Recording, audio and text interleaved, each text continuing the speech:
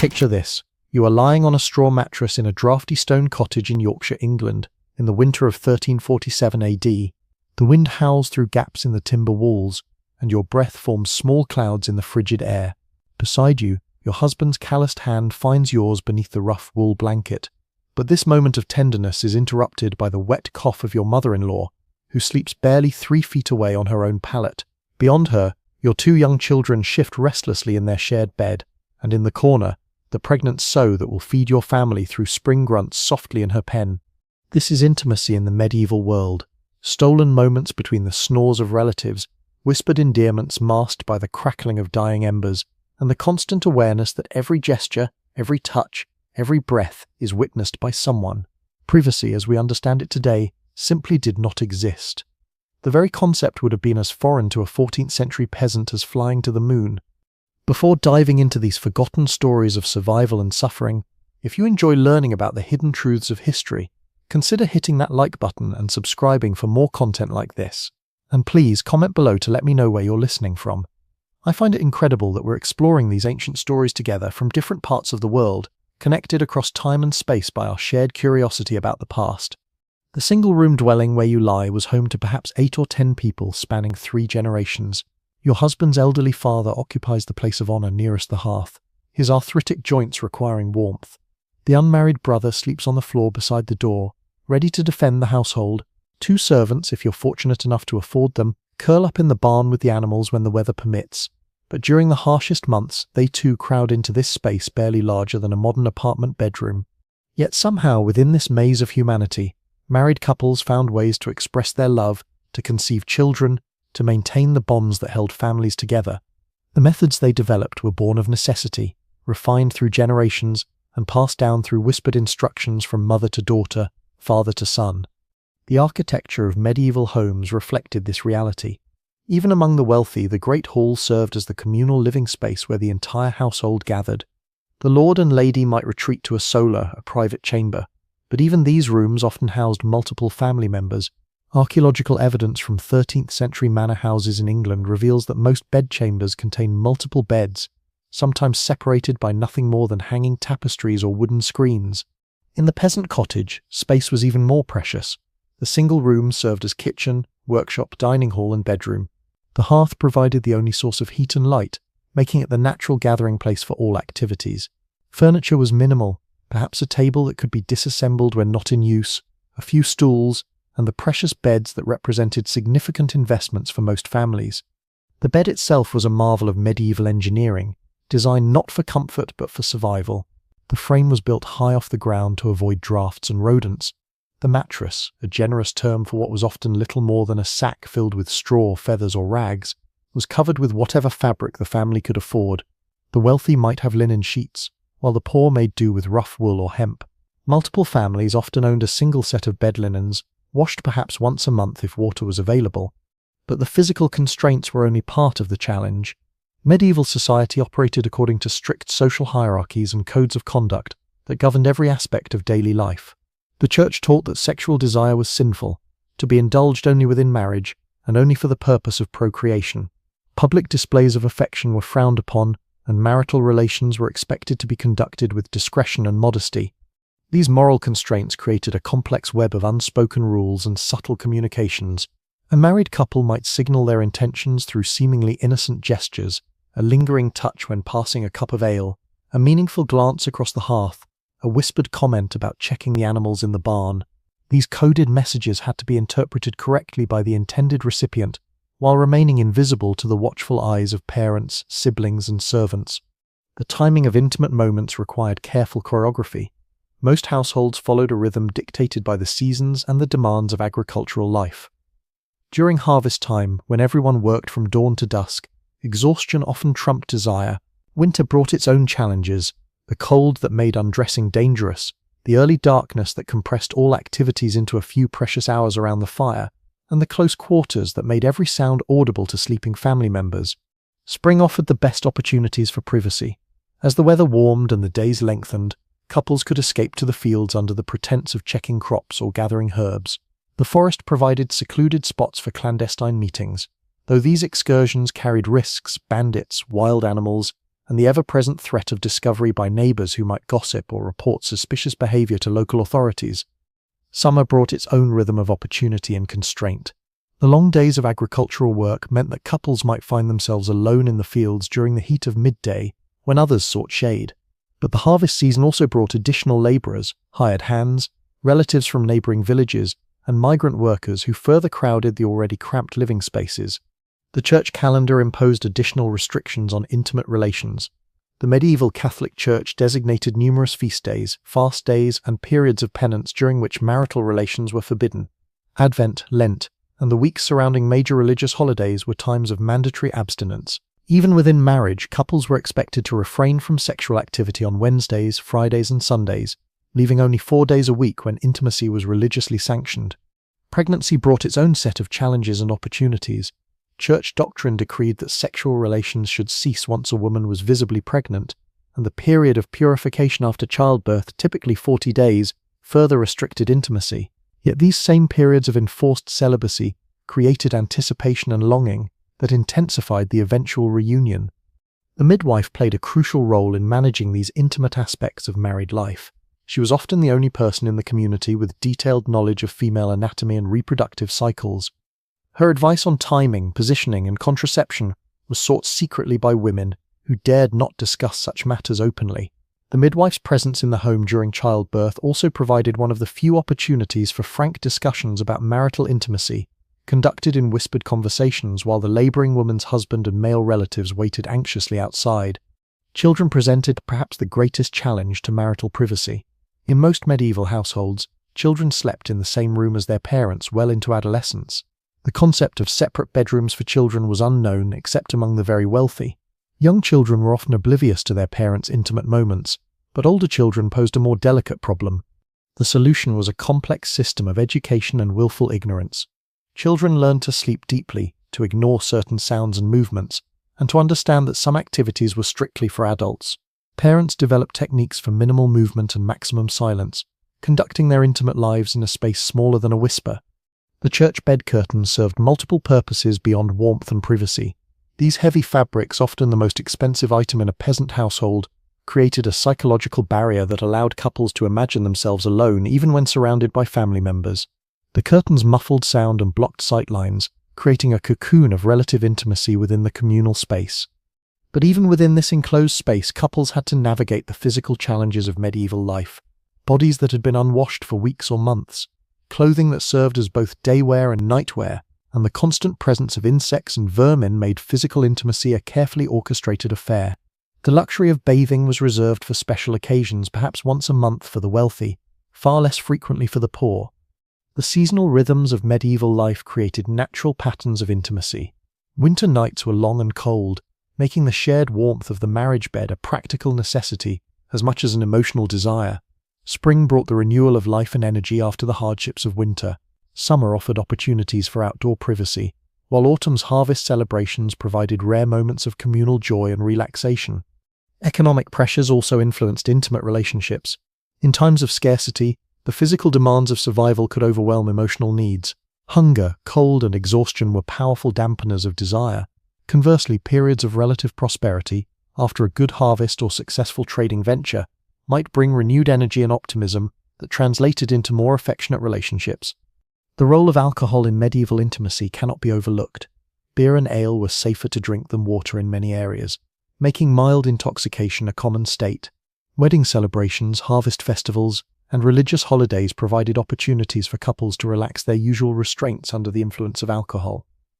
Though these same occasions often brought extended family and guests into the already crowded living spaces, the seasonal migration patterns of medieval life created additional opportunities for privacy. During summer months, many families would send their livestock to graze in distant pastures, requiring shepherds to sleep in the fields. Young men might spend weeks traveling to markets or fairs, temporarily reducing the household population. These absences created brief windows of relative solitude for married couples. The economic realities of medieval life meant that many couples delayed marriage until their 20s or 30s, when they had accumulated sufficient resources to establish their own households. This delayed gratification created intense anticipation and desire that had to be carefully managed within the constraints of Christian morality and social expectations. Arranged marriages were the norm among all social classes, though the degree of family involvement varied.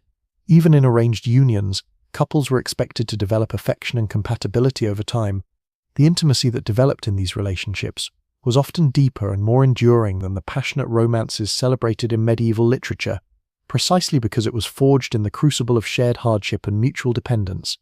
The legal framework of medieval marriage gave husbands significant authority over their wives' bodies and behavior.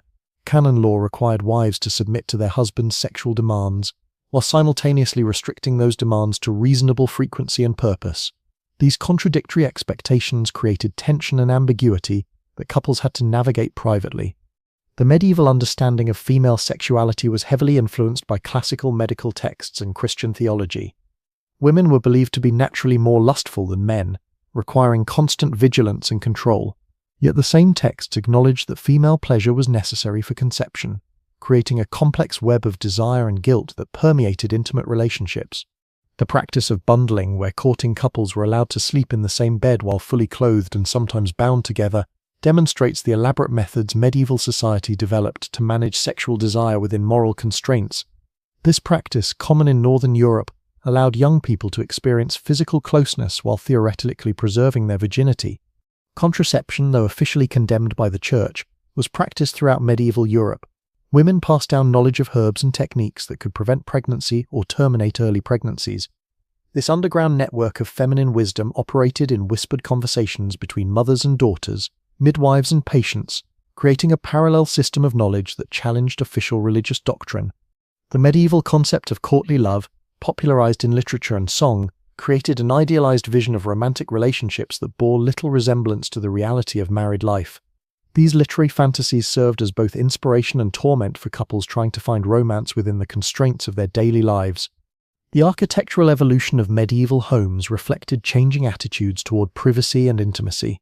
The gradual development of separate bedchambers, the addition of chimneys that allowed for heating of multiple rooms, and the increasing use of glass in windows all contributed to the possibility of more private, intimate lives.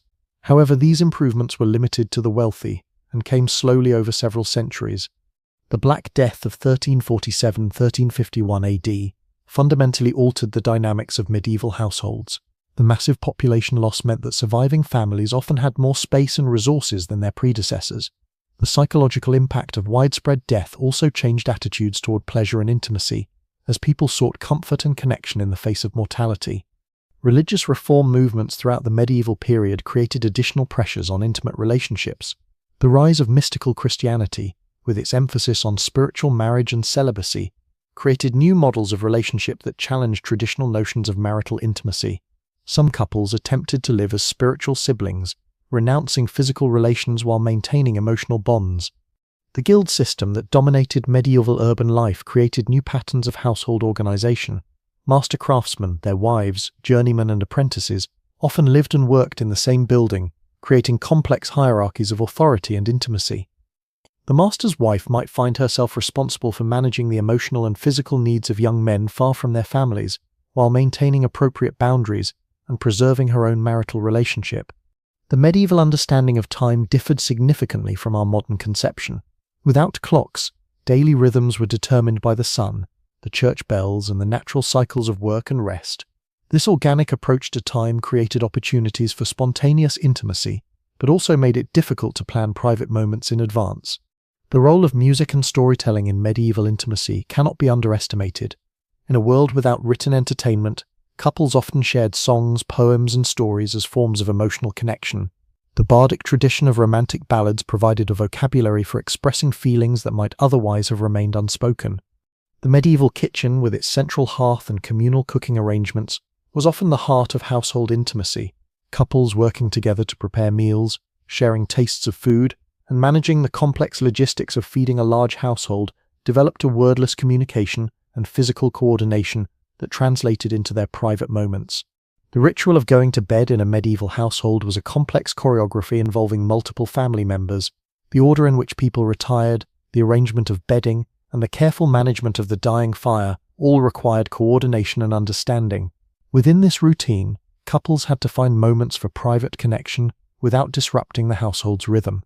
The medieval concept of hospitality required families to welcome travelers and guests into their homes, often for extended periods. These visitors further compressed the already limited space and created additional challenges for maintaining marital privacy. The obligations of hospitality sometimes took precedence over the needs of the married couple, testing the strength of their relationship. The seasonal celebrations of medieval life, harvest festivals, religious holidays, and life cycle events provided rare opportunities for community-wide relaxation of normal social constraints. These celebrations often featured dancing, drinking, and ritualized courtship behaviors that allowed married couples to express their affection more openly than usual. The medieval understanding of marriage as a sacrament meant that intimate relationships were believed to have spiritual as well as physical dimensions. This theological framework provided couples with a language for discussing their relationship that transcended mere physical attraction, creating possibilities for deeper emotional connection. The practice of pilgrimages offered medieval couples unique opportunities for privacy and intimacy. The journey to holy sites often required weeks or months of travel, during which couples could experience a degree of freedom from family and community oversight that was impossible in their daily lives. The shared hardships and spiritual experiences of pilgrimage often strengthened marital bonds. The medieval legal system's treatment of domestic violence and marital rape reveals the complex power dynamics within intimate relationships. While wives were expected to submit to their husbands, there were recognized limits to acceptable behavior. The community's role in policing these boundaries created additional pressures on couples to maintain the appearance of harmonious relationships. The medieval understanding of mental illness and emotional disturbance had significant implications for intimate relationships. Conditions that we might recognize as depression, anxiety, or trauma were often attributed to spiritual causes or imbalances in bodily humors. Couples dealing with these challenges had to navigate them without modern therapeutic frameworks or pharmaceutical interventions. The role of extended family in medieval households created complex networks of alliance and obligation that influenced intimate relationships. A wife's relationship with her mother-in-law, a husband's responsibilities to his siblings, and the presence of unmarried relatives all shaped the dynamics of marital intimacy. The medieval practice of fosterage, sending children to be raised in other households, created additional complications for parental intimacy. Parents had to balance their emotional needs with the practical requirements of their children's education and advancement, often making painful decisions about separation and reunion. The economic importance of marriage in medieval society meant that intimate relationships were always embedded within broader networks of property, inheritance, and social obligation.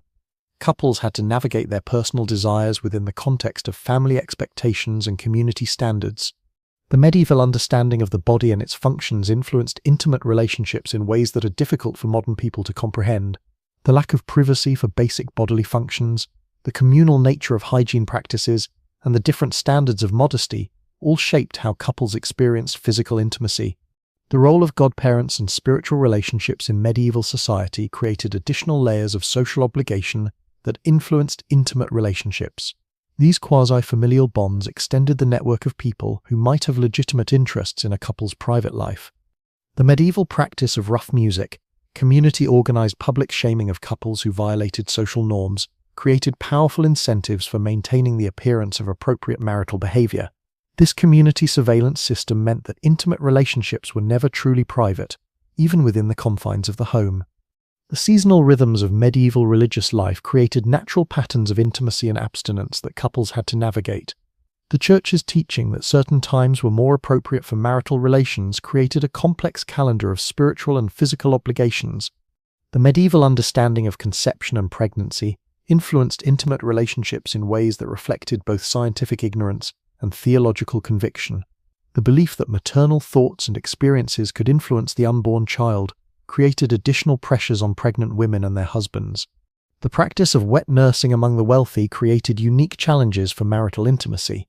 The decision to send an infant to a wet nurse was often motivated by the desire to resume marital relations more quickly, but it also created emotional complications and social obligations that affected the couple's private life. The medieval understanding of grief and mourning influenced intimate relationships in profound ways. The high rates of infant and child mortality meant that couples frequently had to navigate the emotional aftermath of loss while maintaining their physical and emotional connection to each other. The role of servants in medieval households created complex dynamics of authority and intimacy. The presence of domestic staff who might witness private moments, the need to maintain appropriate boundaries with young servants, and the practical challenges of managing household labor all influenced how couples experienced their private lives.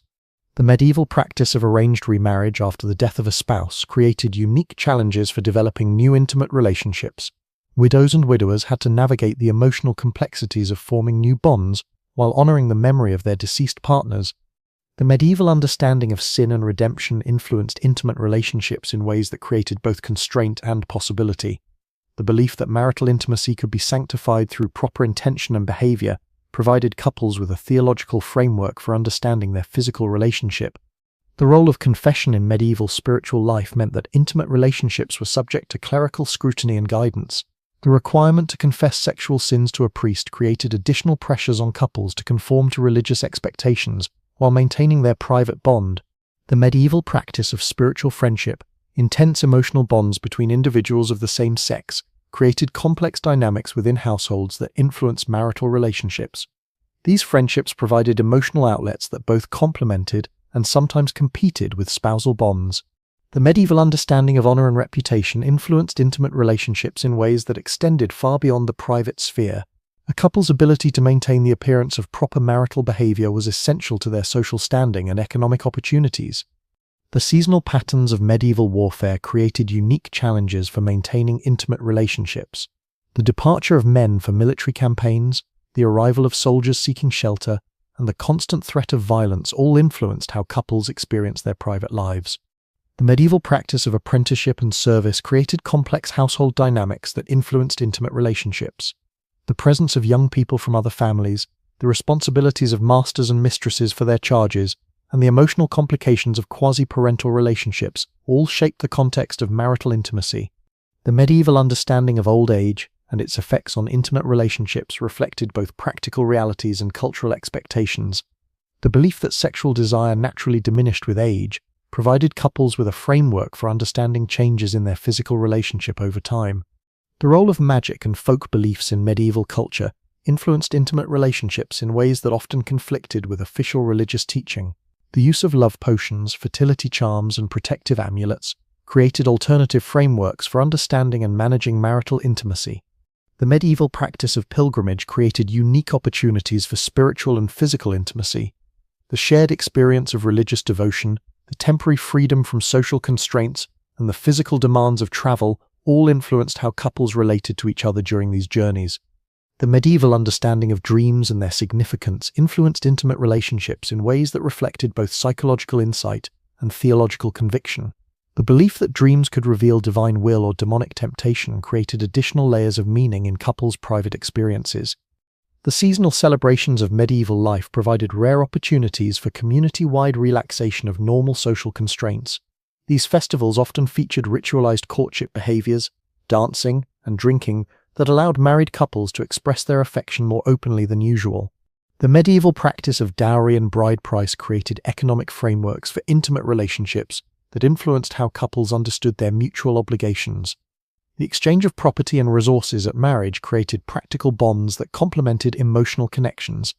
The role of midwives in medieval society extended far beyond childbirth to include guidance on intimate relationships. These women often served as confidential advisors to married couples, providing practical advice on contraception, sexual technique, and marital harmony. The medieval understanding of the relationship between physical and spiritual health influenced intimate relationships in complex ways. The belief that sexual behavior could affect both bodily health and spiritual well-being created additional considerations for couples navigating their private lives. The practice of communal sleeping arrangements in medieval households created unique challenges for maintaining marital intimacy. The need to share beds with children, relatives, and servants required couples to develop subtle communication systems and exceptional discretion. The medieval understanding of female sexuality reflected both medical ignorance and theological conviction. The belief that women were naturally more lustful than men created contradictory expectations that couples had to navigate in their private relationships. The role of gossip and community surveillance in medieval society meant that intimate relationships were always subject to public scrutiny. The need to maintain reputation and social standing created additional pressures on couples to conform to community expectations. The medieval practice of trial marriage, cohabitation before formal wedding ceremonies, created unique opportunities for couples to develop intimate relationships while maintaining some degree of social acceptability. These arrangements often lasted for years before formal marriage vows were exchanged. The seasonal rhythms of medieval agricultural life created natural patterns of intimacy that reflected the cycles of work and rest.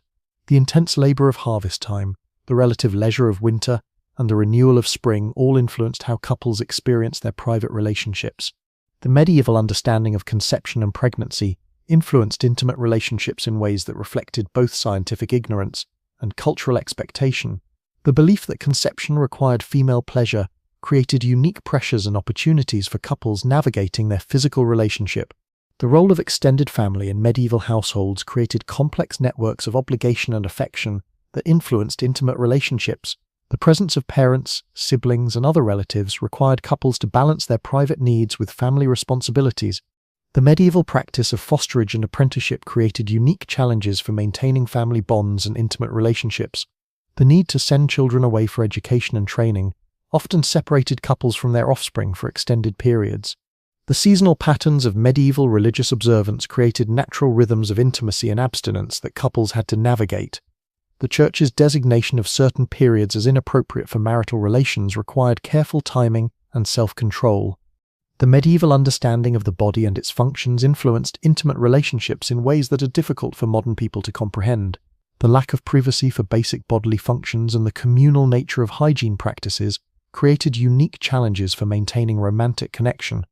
The role of music and storytelling in medieval culture provided couples with languages for expressing affection that transcended the constraints of daily life. The bardic tradition of romantic ballads and the practice of courtly love created idealized frameworks for understanding intimate relationships. The medieval practice of arranged marriage created unique challenges for developing intimate relationships within predetermined social frameworks. Couples had to navigate their personal desires within the context of family expectations and community standards. The seasonal celebrations of medieval life provided rare opportunities for community-wide relaxation of normal social constraints. These festivals often featured dancing, drinking, and ritualized courtship behaviors that allowed married couples to express their affection more openly. The medieval understanding of sin and redemption influenced intimate relationships in ways that created both constraint and possibility. The belief that marital intimacy could be sanctified through proper intention and behavior provided couples with theological frameworks for understanding their physical relationship. And so, as the fire dies down in that Yorkshire cottage in 1347 AD, and the wind continues to howl through the timber walls, you and your husband find ways to love each other that transcend the cramped quarters and watching eyes. Your intimacy is measured not in stolen hours of privacy, but in the gentle pressure of fingers intertwined beneath rough wool, in the shared breath that mingles in the cold air, in the unspoken understanding that this moment, however brief, however witnessed, belongs to you alone. The medieval world taught its inhabitants that love, like survival, required ingenuity, patience, and an acceptance of limits that would seem impossible to modern sensibilities. Yet within those constraints, couples found ways to nurture affection, to create families, and to build bonds that sustained them through lives of unimaginable hardship. Their intimacy was not the grand passion of romantic literature, but something far more precious, a quiet flame that burned steadily through the long nights of a world where privacy was a luxury few could afford, and love was a choice made new each day, in the presence of witnesses who understood that some secrets were meant to be kept, some moments were meant to be shared, and some bonds were strong enough to survive anything the world could devise to test them. The techniques they developed, the compromises they made, and the love they created in the margins of communal life tell only part of this story. To truly understand how medieval couples navigated intimacy, we must delve deeper into the specific strategies they employed, the unspoken codes they lived by, and the extraordinary lengths they went to preserve something sacred in a world that offered no sanctuary. Consider the language of medieval intimacy, not the words spoken, but the elaborate system of gestures, glances, and subtle communications that allowed couples to maintain their connection under constant observation. A wife might brush her husband's hand while passing him bread, holding contact for just a moment longer than necessary. He might respond by adjusting his position on the shared bench, creating the smallest possible space between their bodies while maintaining the appearance of propriety. These micro-communications were developed through years of practice and necessity. Margaret de Clare, wife of a minor nobleman in 14th century Gloucestershire, left behind a collection of letters that reveals the intricate dance of marital communication. Writing to her sister in 1356 AD, She describes how she and her husband developed a system of coded phrases that allowed them to discuss intimate matters even in the presence of their household. A comment about checking the grain stores meant a desire for privacy, while an observation about the fire burning low indicated that the evening's activities should be postponed. The physical architecture of medieval homes was adapted to support these covert communications. Beds were often positioned to allow for subtle eye contact across the room, while still maintaining proper social distances. The placement of the family's most precious possessions, religious icons, inherited tapestries or carved wooden crosses, created natural focal points that could serve as reference points for silent communication. The art of medieval foreplay was necessarily different from modern concepts of romantic build-up. Physical preparation for intimacy had to begin hours before the actual encounter, through a series of increasingly intimate but still publicly acceptable interactions. A husband might help his wife with tasks that required close proximity, adjusting her head covering, assisting with heavy lifting, or sharing the same cup during meals. These moments of legitimate physical contact served to build anticipation and connection while maintaining social acceptability. The role of religious observance in this process cannot be overstated. Evening prayers, conducted by the head of household, provided one of the few opportunities for couples to kneel side by side, their voices joining in familiar words while their bodies shared the same small space. The rhythm of shared prayer created a sense of unity and intimacy that transcended the physical limitations of their circumstances. The seasonal rhythms of medieval life created natural patterns of intimacy that couples learned to anticipate and exploit. Spring brought not only agricultural renewal, but also the opportunity for couples to work together in the fields, their bodies moving in harmony as they planted seeds or tended young crops. The physical demands of this work created legitimate reasons for close contact, heavy breathing, and the removal of outer garments as the day grew warm. Summer offered the tantalizing possibility of outdoor privacy, but also brought its own challenges. The extended daylight hours meant that true darkness, the traditional cover for intimate activities, came later and lasted for fewer hours. Couples had to learn to find intimacy in the twilight hours, when the household was settling into sleep, but complete darkness had not yet fallen. The harvest season created a unique set of opportunities and obstacles. The intense physical demands of gathering crops often left couples too exhausted for intimate connection, but the communal nature of harvest work also created opportunities for couples to slip away from the main group under the pretense of checking distant fields or gathering specific crops that grew in more secluded locations. Winter intimacy was perhaps the most challenging to navigate. The cold that made undressing dangerous also made the shared warmth of the marriage bed a practical necessity. Couples learned to find pleasure in the simple act of sharing body heat, their intimacy constrained by the multiple layers of clothing that served as protection against the bitter cold. The medieval understanding of time played a crucial role in these intimate relationships. Without mechanical clocks, the rhythm of daily life was determined by the sun, the church bells, and the natural cycles of work and rest. This organic approach to time meant that couples could not schedule intimate moments with precision, but it also created opportunities for spontaneous connection when circumstances unexpectedly aligned. The sound of the church bells that marked the hours also served as a communication system for intimate relationships. The bell for lauds at dawn signaled the beginning of the day's work and the end of the night's privacy.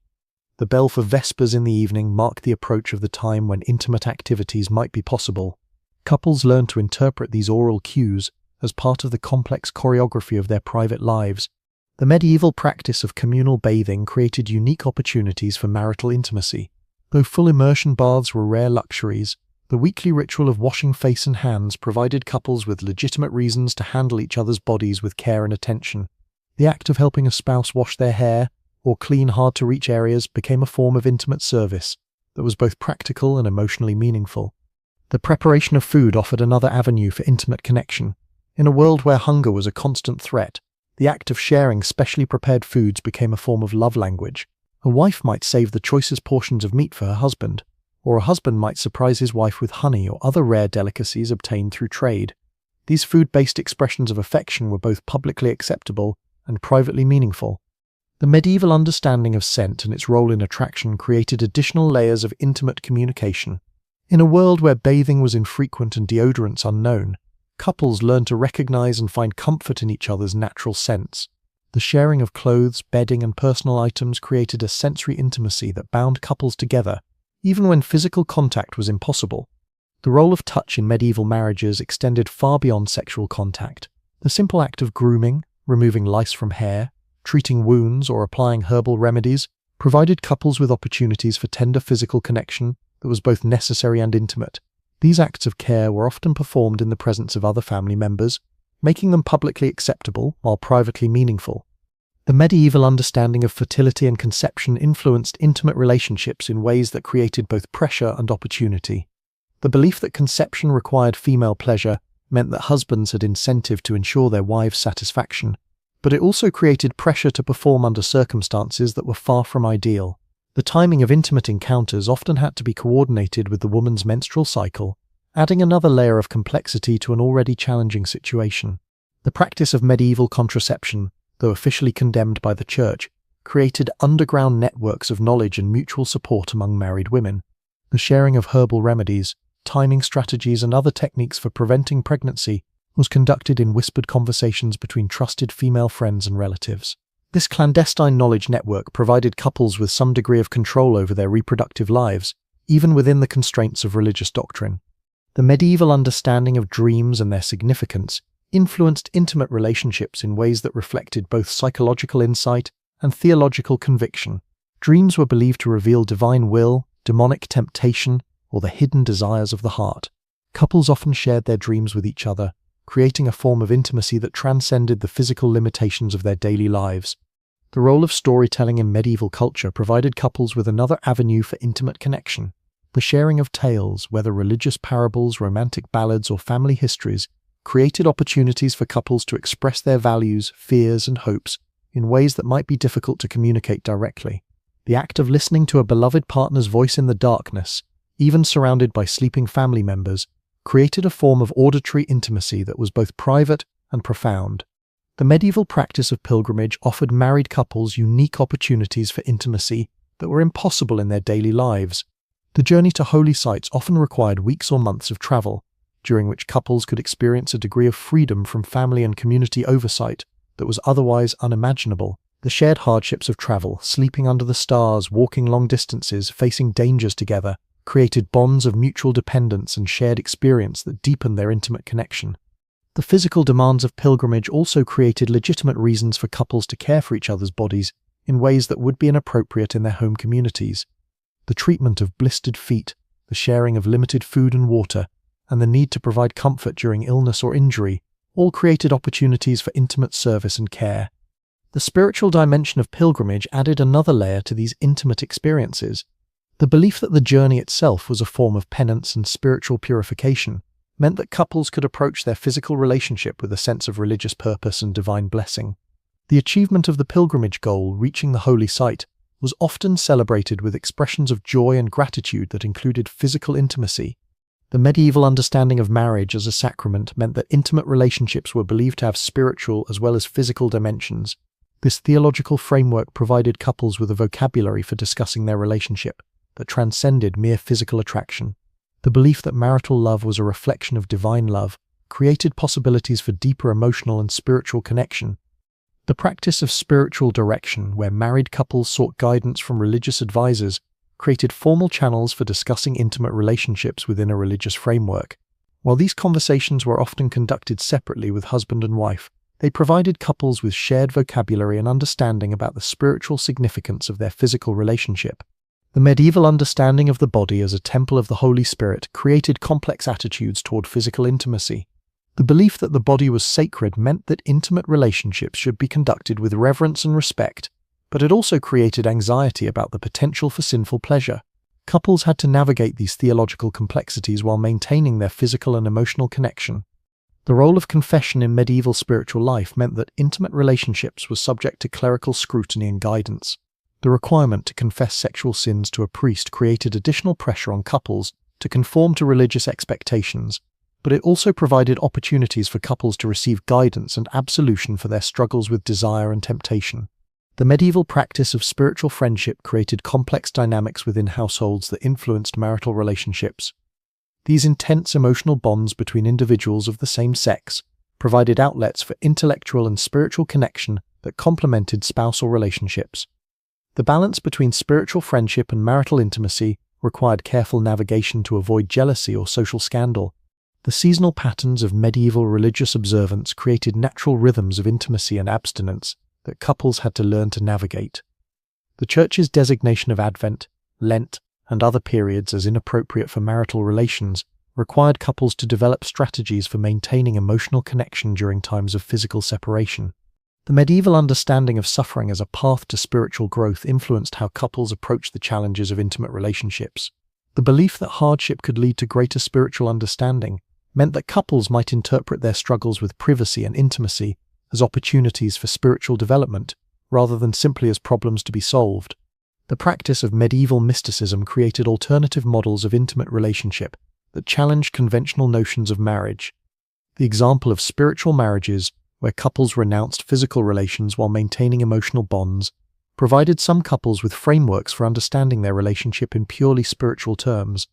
The role of extended family in medieval households created complex networks of obligation and affection that influenced intimate relationships.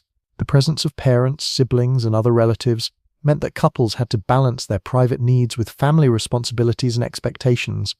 The medieval practice of fosterage, where children were sent to other households for education and training, created additional challenges for maintaining family bonds and intimate relationships. The decision to send a child away was often motivated by economic or social considerations, but it also created opportunities for couples to rediscover their relationship without the constant presence of children. The seasonal migration patterns of medieval life created additional opportunities for privacy and intimacy. The movement of livestock to summer pastures, the travel required for trade and commerce, and the seasonal demands of different types of work all created temporary changes in household composition that couples learned to anticipate and exploit. The medieval understanding of hospitality required families to welcome travelers and guests into their homes, often for extended periods. These obligations created additional challenges for maintaining marital privacy, but they also provided opportunities for couples to demonstrate their unity and partnership in managing household responsibilities. The practice of medieval entertainment, music, dancing, storytelling, and games provided couples with opportunities for playful interaction that was both publicly acceptable and privately meaningful. The shared laughter and joy of these activities created emotional bonds that strengthened intimate relationships. The medieval understanding of gender roles influenced intimate relationships in ways that created both constraints and opportunities. The expectation that wives should be submissive to their husbands created power imbalances that affected intimate relationships, but it also provided clear frameworks for understanding mutual obligations and expectations. The practice of medieval courtship, even within arranged marriages, created opportunities for couples to develop emotional connections before and after their wedding. The exchange of gifts, the sharing of meals, and the gradual increase in physical contact all provided couples with ways to build intimacy within socially acceptable frameworks. The medieval understanding of love as a virtue to be cultivated rather than simply a feeling to be experienced influenced how couples approached their intimate relationships. The belief that love could be developed through practice and intention meant that couples could work to strengthen their bonds even when circumstances made spontaneous expression difficult. The role of medieval women in managing household economies created opportunities for intimate partnership that transcended simple physical attraction. The shared responsibility for managing resources, planning for the future, and maintaining family welfare created bonds of mutual dependence and respect that strengthened intimate relationships. The practice of medieval medicine created unique opportunities for intimate care and connection. The treatment of illness and injury often required couples to care for each other's bodies in ways that were both necessary and intimate. The knowledge of herbal remedies, the application of treatments, and the provision of comfort during suffering all created opportunities for tender physical connection. The medieval understanding of death and its inevitability influenced intimate relationships in ways that created both urgency and acceptance. The constant presence of mortality meant that couples had to find ways to express their love and commitment within the constraints of uncertain lifespans and unpredictable circumstances. The practice of medieval funeral rites created formal opportunities for couples to express their grief and love in ways that were both publicly acceptable and privately meaningful. The rituals of mourning, the sharing of memories, and the provision of comfort during bereavement all created opportunities for intimate connection during times of profound loss. The medieval understanding of resurrection and eternal life influenced intimate relationships by providing couples with frameworks for understanding their bond as transcending earthly limitations. The belief that marriage was a temporary institution that would be transformed in the afterlife created complex attitudes toward the importance and meaning of intimate relationships. The role of medieval guilds and professional associations created additional layers of social obligation that influenced intimate relationships. The participation in guild activities, the maintenance of professional relationships, and the adherence to trade standards all required couples to balance their private needs with public responsibilities. The practice of medieval apprenticeship created unique household dynamics that influenced intimate relationships. The presence of young people from other families, the responsibilities of masters and mistresses for their charges, and the emotional complications of quasi-parental relationships all shaped the context of marital intimacy. The seasonal patterns of medieval warfare created challenges for maintaining intimate relationships that extended far beyond simple physical separation. The departure of men for military campaigns, the arrival of soldiers seeking shelter, and the constant threat of violence all influenced how couples experienced their private lives. The medieval understanding of honor and reputation influenced intimate relationships in ways that extended far beyond the private sphere. The need to maintain social standing, avoid scandal, and protect family honor created additional pressures on couples to conform to community expectations while maintaining their private bonds. The practice of medieval trade and commerce created opportunities for couples to work together in ways that strengthened their intimate relationships. The management of shops, the participation in markets, and the development of customer relationships all required couples to function as economic partners as well as romantic partners. The medieval understanding of education and its importance for family advancement created additional challenges for intimate relationships. The decision to invest in children's education, the choice of tutors or schools, and the management of educational expenses all required couples to balance their private needs with family responsibilities. The role of medieval law in governing intimate relationships created formal frameworks for understanding marital obligations and rights. The legal requirements for consent, the regulation of divorce and annulment, and the enforcement of property rights all influenced how couples understood their relationship and their mutual obligations. The practice of medieval taxation created additional economic pressures that influenced intimate relationships. The need to pay taxes, tithes, and other obligations required couples to work together to manage their resources and plan for their financial obligations.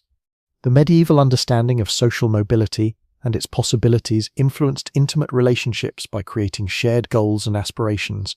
The hope for advancement, the pursuit of opportunities, and the management of social relationships all required couples to function as strategic partners in addition to romantic partners. The role of medieval technology in daily life created opportunities for couples to work together in ways that strengthened their intimate relationships. The management of agricultural tools, the maintenance of household equipment, and the adaptation to technological changes all required couples to function as practical partners as well as emotional companions. The practice of medieval record-keeping created formal documentation of intimate relationships that provides modern historians with insights into the daily lives of medieval couples. The preservation of marriage contracts, property agreements, and personal letters all contribute to our understanding of how medieval couples navigated their intimate relationships. The seasonal celebrations of medieval life provided rare opportunities for community-wide relaxation of normal social constraints. These festivals often featured dancing, drinking, and ritualized courtship behaviors that allowed married couples to express their affection more openly than usual. The medieval understanding of music and its role in expressing emotion provided couples with additional languages for intimate communication. The sharing of songs, the participation in musical performances, and the use of musical instruments all created opportunities for couples to connect on emotional levels that transcended the limitations of spoken language.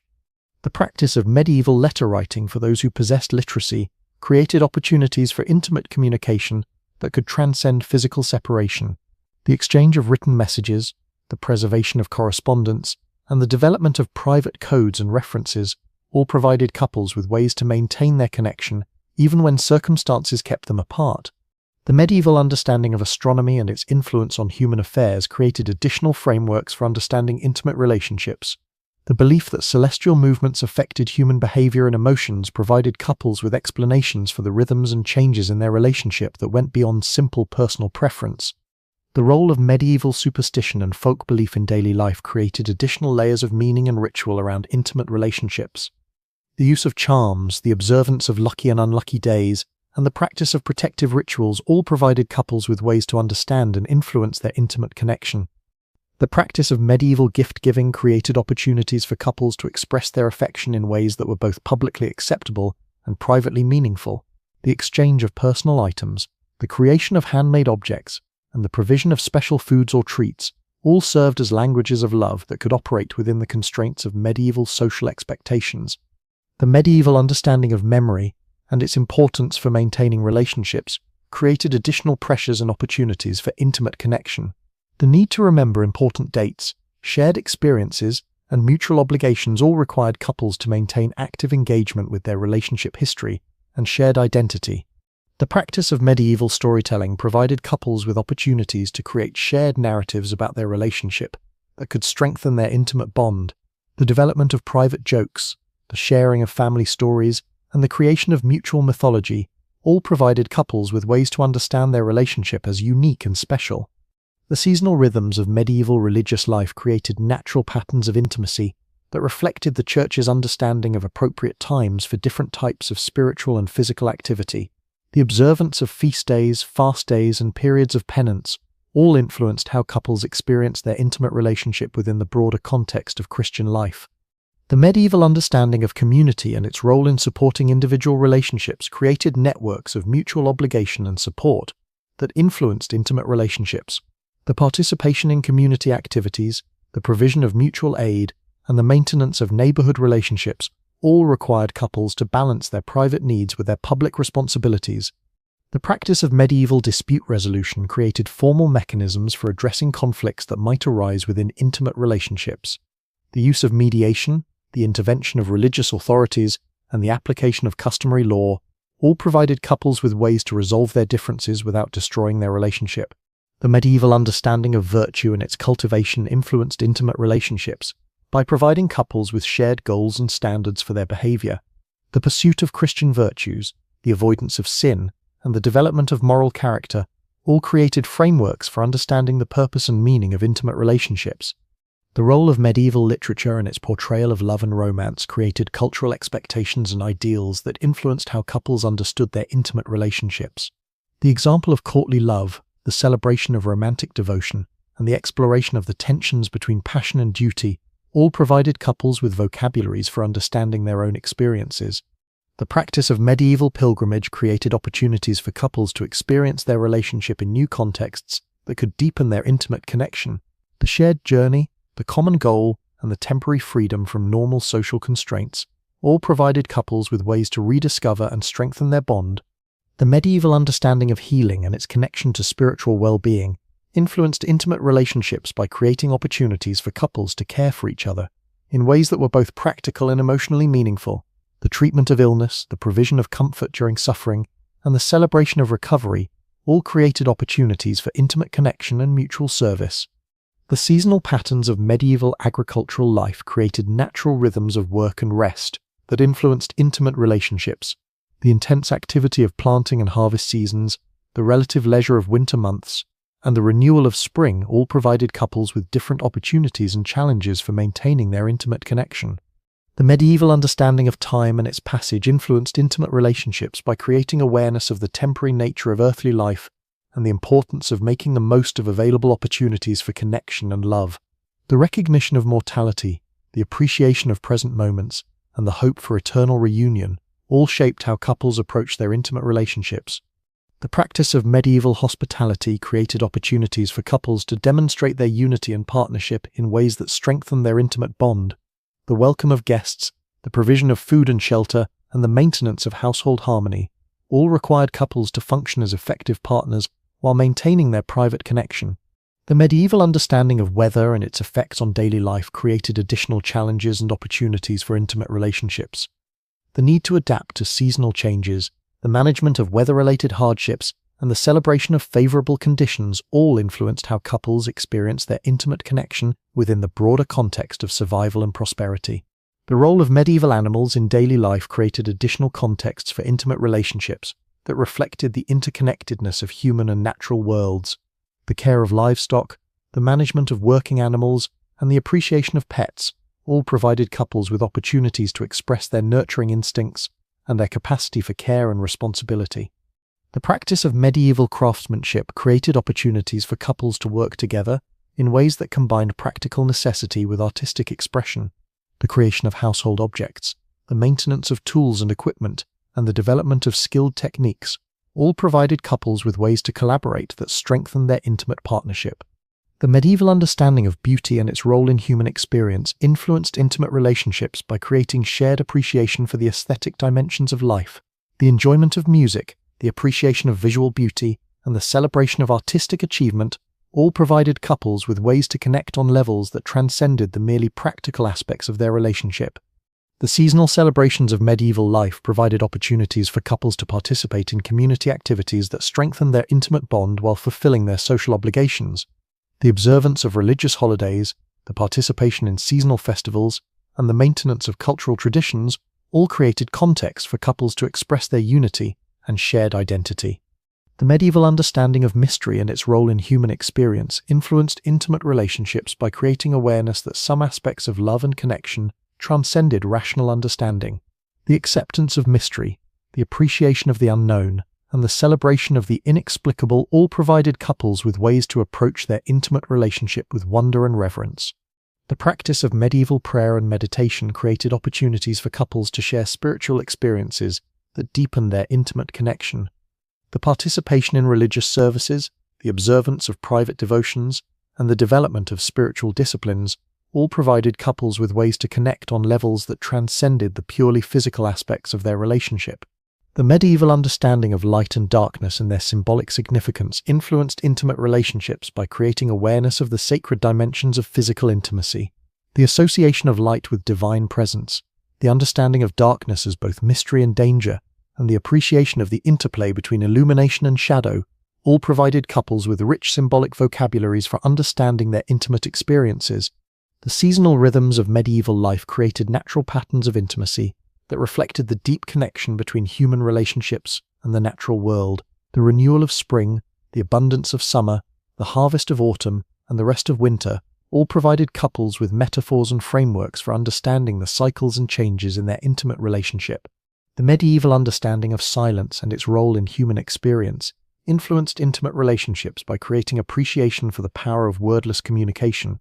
The sharing of silent moments, the communication through touch and gesture, and the development of intuitive understanding all provided couples with ways to connect that transcended the limitations of spoken language.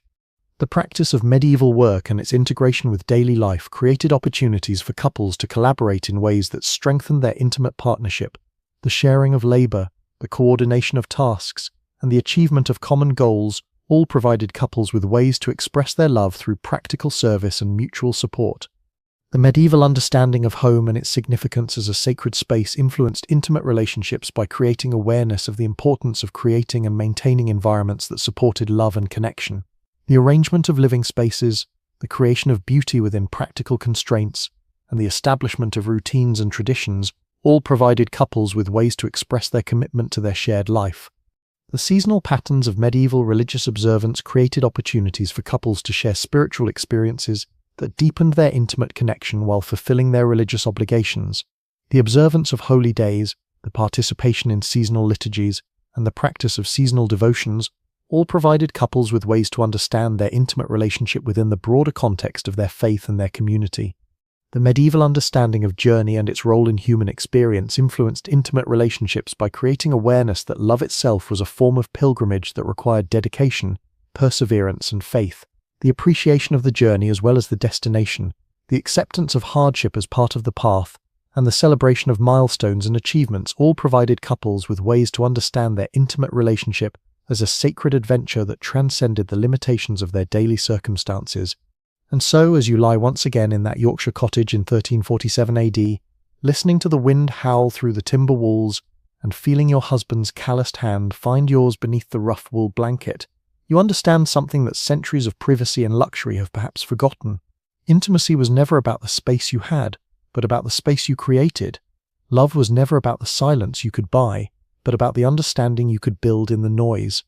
In a world where privacy was impossible, couples discovered that true intimacy lived not in isolation, but in the choice to be tender despite witnesses, to whisper secrets that everyone could hear, but only lovers could understand, and to find the sacred in the utterly ordinary moment when two hearts beat close enough to share the same breath, the same hope, the same quiet defiance against a world that offered them everything except solitude, and somehow that was enough.